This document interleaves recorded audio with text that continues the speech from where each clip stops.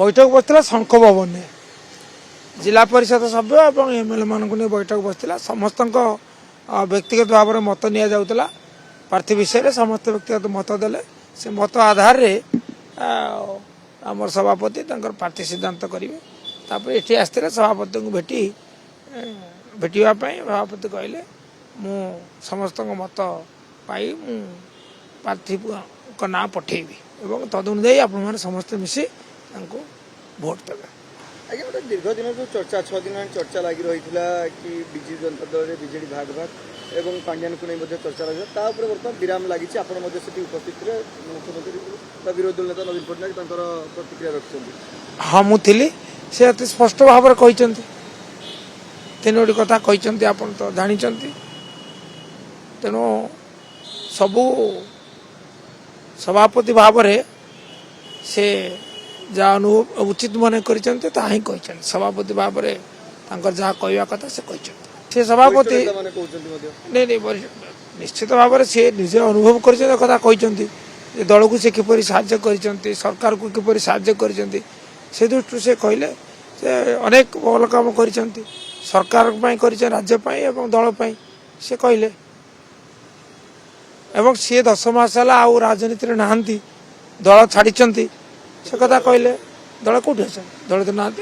BJD कौन से कार्यक्रम नवीन निवास एक व्यक्तिगत संपर्क अच्छे कार भल पाइबा अच्छे कार सम्मान अच्छे नवीन निवास आसबार मना कार ना से कथा केवल मीडिया कौच कि वास्तव घटना तो ता नुहे वास्तव जो नेता मैंने कहते मुझे सहित एकमत नुहे जेहेतु चर्चा है मीडिया रे सेटा दाना बांधिला तेणु तार गोटे तो अवसान हवा दरकार वास्तव सतटा तो कौन लोके जाना दरकार से घोषणा थिला एवं यह समुचित घोषणा नहीं से जो बंधु मैंने नारा देले से माने चिंता करिया उचित थिला आ से तो अतीत हो जाइए अतीत हो जाइए वर्तमान आपण स्वयं सभापति मुहर शुणिले एवं तांकर निष्पत्ति आमर निष्पत्ति मु अनुभव करूना से तो गोटे वक्तव्य थिला जे ये जो विभिन्न आड़े बैठक करिया को नापसंद करे आई डिसअप्रूव मु नापसंद करे एवं मोर परामर्श जदि कार कौन से आलोचना करियार अच्छी परस्पर भितर ताले पार्टी ऑफिस रे शंख भवन करंतु एडवाइज ताकू पचारे कहे शंख भवन सर्टिफिकेट न देवार कौन कारण नहीं प्रशस्त सौध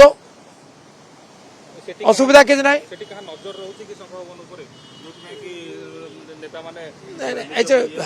you are a doubting Thomas तेणु जो मैंने सन्देही आखि को केवल से दिग गुड़िक आसो जार किसी वास्तवता न थाए जार किसी आधार न थाए मोर मु जड़े अनुभवी कर्मी कहि ता उचित नु।